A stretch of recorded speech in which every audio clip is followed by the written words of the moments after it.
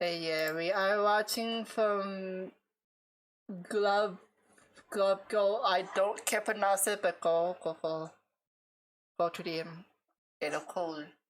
Alright, we're gonna learn Oguri Cap, the legendary monster Umamusume. It's cool! What is a horse? Sometimes reality produces a story so perfect, so narratively complete, that fiction can only hope to pay tribute. A story with a flawless arc, an underdog hero, and a final moment that feels almost too good to be true. If you have been anywhere near the worlds of anime or mobile gaming recently, you might recognize this character. She is a quiet, gray-haired girl from the countryside, a monster on the racetrack with a stoic personality and an almost comically huge Is there anything new in appetite. Umamusume? Let's go She is server. stronger than anyone. She is loved than anyone else. She is Oguri Cap, I know central figure her. from the world of Umamusume Pretty Derby, the game that has in Hello, recent PewDiePie. times completely dominated the cultural landscape and become a genuine phenomenon. But her story didn't begin in a writer's room. It began decades ago on a racetrack, because she is the reincarnation of one of Japan's greatest supporting legends, a real horse named Oguri Cap, an ash gray colt from humble beginnings who became a national icon, the people's champion, and the catalyst for a massive cultural boom in the late 1980s. And with the anniversary of his passing having just occurred on July 3rd, it feels like the right time to tell his story. To anyone else, this is a horse, but to Umamusume fans, this is the GOAT. So this is the tribute for the absolute GOAT, looking at how the life of this animal provided the perfect blueprint for a modern hero, and how a horse who retired over 30 years ago became one of the most compelling protagonists in anime so today, confused. and gaming too. Oguri Cap. So to really understand why this adaptation works so well, you first have to understand the source material. And in this case, the source material wasn't a manga or a light novel, it was the life of an actual horse. Because when you break it down, the story of the real Oguri Cap, I'm gonna say it normally now, Oguri Cap, reads less like a history record and more like a pre-written, almost perfectly structured hero's journey. It has all of the core elements you would look for in fiction. It starts with the humble origins, the classic Cinderella angle. Oguri Cap didn't come from the top tier of Japanese racing, the JRA, which is basically the major leagues. He started off in the regional circuits, the NAR. So right from the beginning, he is branded as an outsider, a country horse, being taken to the Old Town Road. I don't even know what I'm saying. Haha. No, I don't think that's funny. And on top of that, his pedigree, his bloodline, wasn't considered elite. In a world like the Rue-bred racing, where the lineage is everything, he wasn't expected to be a world beater. This set up a very real, very tangible conflict that the public could easily grasp. The scrappy kid from the countryside going up against the established blue blood elites of the central circuit. Kinda like a shonen story. But this is where the twist happens. Because while he was an underdog in status, he was an absolute monster on the track.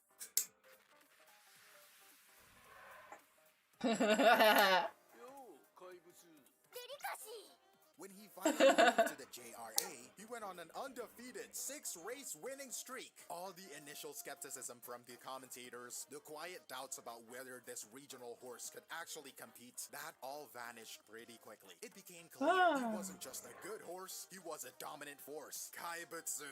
That rhymes. Dominant force. Earnings would amount to over 912 million yen. He had this immense, undeniable power that completely contradicted his humble background. But what is a hero without a rival? History gave him the perfect one in a horse, named Tamamo Cross. The media and the public. Wow, history really is working their works, huh? Storyteller's gift. They were both this striking gray horses who had clawed their way up to the top. The gray versus gray narrative practically wrote itself, and their duels on the track played out like a classic dramatic arc. In the autumn of 1988, Tamamo Cross defeated him in a major race, the Tenno-sho. It was a setback for Oguri, but then, just a couple of months later, in the season-ending championships, the Arimakiden, Oguri Cap turns the tables and gets his revenge. It's that perfect back-and-forth struggle that defines any great rivalry. But his challenges didn't stop there. After Tamamo Cross retired, Oguri became one of the cornerstones of a new rivalry, a trio of older dominant horses known as the Heisei Big Three. Alongside Super Creek and Inari 1, he battled for supremacy throughout the 1989 season in a series of epic clashes that kept the entire nation watching. But the final impact of his career is what cemented him as a legend. It is the kind of ending that, if you wrote it for a movie, people might say it was a little too unbelievable. By the end of 1990, Oguri Cap was in the worst slump of his career. He was coming off 2 humiliating losses, a 6th place finish, and then a shocking 11th. The experts had completely written him off. He was old, he was way past his prime, and he was heading for a quiet retirement. But the public's faith never really wavered. For his final race, that year's Arimakinen, a record-breaking crowd of over 177,000 people packed into the stands. Damn. They weren't just there to bet, they were there to see their hero one last time. And somehow, he delivered a miracle. He surged in the final stretch and won the race. The reaction from the crowd was instantaneous, and it is now one of the most famous moments in Japanese sporting history. As he crossed the finish line, the spontaneous deafening chant of his name, the Oguri Cap, erupted from the stands. He's so cute too. It was this wave of pure, unscripted emotion from The emotes are great. 200,000 people. It is the perfect storybook ending. The fallen hero, counted out by everyone, returns for one last impossible triumph. It is a moment of catharsis that fiction constantly strives for, but reality very rarely provides. So when you have a real story with all of these elements already in place, the question for a creator isn't, what do we invent? But rather, how do we translate it? Well, the first and I think the smartest thing the creator did was in translating Oguri did not fuck up, exactly. The real horse was known for his immense fighting spirit. He was nicknamed the Grey Monster, a kaibutsu. The easy route would have been to make the character loud, Of course, the goat. shonen protagonist, but they didn't do that. Instead, the Oguri Cap of Umamusume is quiet. She is stoic. In anime terms, she is what you would call a kudere. That is the type of character who is cool and distant on the outside, but has a lot going on underneath. It is a deliberate choice, and I think it's a clever one by making her so He's so cute. the moments when that monster power is unleashed on the track become Yeah. far more impactful. It It's a is. stark contrast that makes her presence feel immense. And then there's that most famous trait, the one that is a direct one-to-one adaptation, the appetite. The real horse was a notoriously huge eater. The anime takes this fact and turns it into her defining quirk. This Yeah. is where you see the fan community really latch on, giving her nicknames like Oguri the Grey Munster, inspiring memes about her ordering over 900 family meals from KFC during a promotion. It is more than a gag, I think. Oh, It God. makes the monster endearing in a way, and this idea is woven right into the game's mechanics with brilliant complexity. On the surface, you have the gourmand. Look at her just. who restores her stamina mid-race. You know, pretty simple enough. But looking in deeper, her in-game design is a masterclass in reflecting the real horse's versatility. She possesses an A aptitude for both turf and dirt tracks. She can excel both mile and medium distances. This means players can build her as a pacer who stays mid-pack or a lane soldier who closes from behind. This mechanical flexibility isn't just for game variety. It is a direct reflection of the real Oguri Cap's remarkable ability to win major races under wildly different conditions. It lets the player feel his legendary adaptability. And now finally, you see this art of translation in the small details of her design, the things you might not notice at first glance. These are the quiet homages that show a deep respect for the source material. The crown she wears, with its yellow and diamond pattern, it is a direct reference of the racing skills. The jockey's uniform, one of her primary owners. The little star emblem on her school uniform collar, that is the Kazamatsu Star, a symbol of her humble home racecourse where her journey began. Like they ground this fantasy character in historical That's so facts. They are sweet. a constant quiet acknowledgement of the real legacy she represents. And this And also the fact in the anime they made it like it was her mom's accessory. The fact that it was like her trainer's like main like design kind of makes like it's like family in a way. It's like her family, and it's like the cutest little thing ever. That's such a cute detail. And even the biggest sin you can commit is the fictional character have very pretty. Oguri just takes it from 1 to 100. I think they just like Oguri's always like that. You don't really need to like exaggerate too much.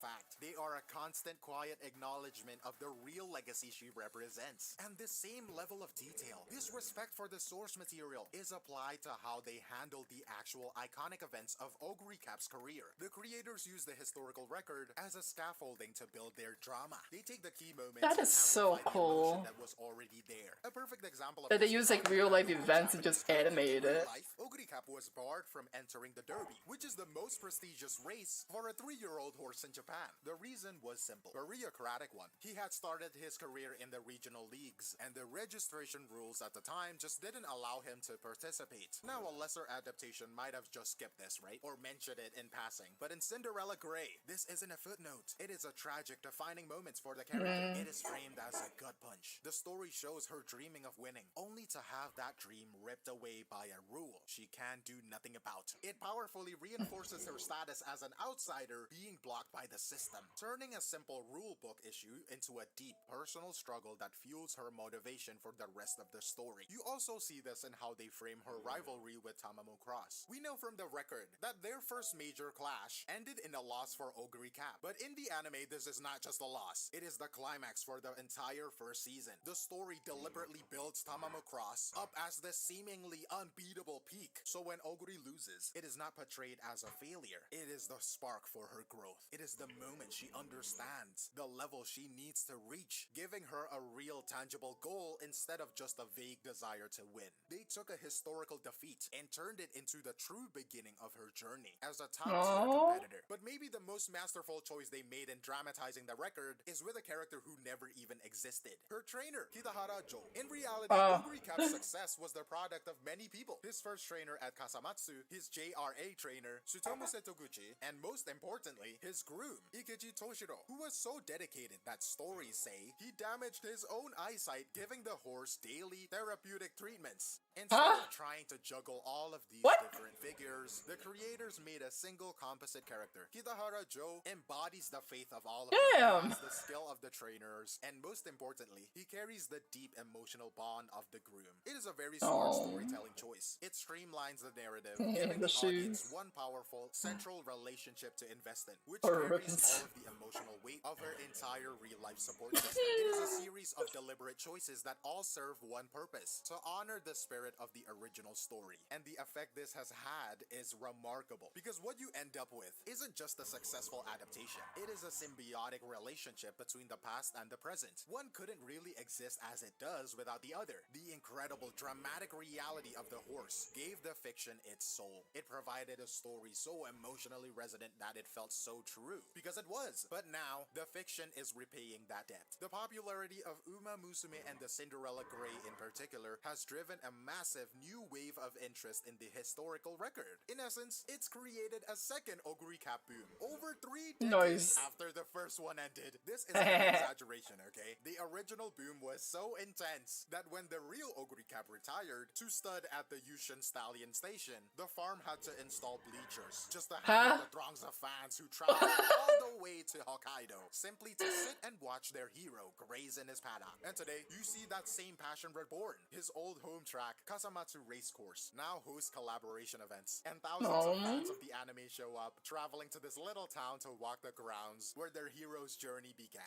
They are connecting with the history because the fiction invited them in, which brings us to what this That's so means. sweet. A franchise like this, through a character like Oguri Cap, functions as a form of cultural preservation. It is entertainment, but it is also a living monument. It ensures that these legendary stories don't just endure in dusty record books or in the memories of those who were there. They are being felt, experienced, and loved by an entire is that her? I mean, him? So cute. The legend isn't just being remembered, it is alive, and it is still running. So that leaves me with one final thought I would like to leave with you. When adapting a true story, what do you think is more important? Strict factual accuracy or capturing the emotional spirit of the events? Let me know your thoughts down below, but that is all from me, Glaive Kyo, and I will see you in the next one. Cheers! I think a good balance between the two is important.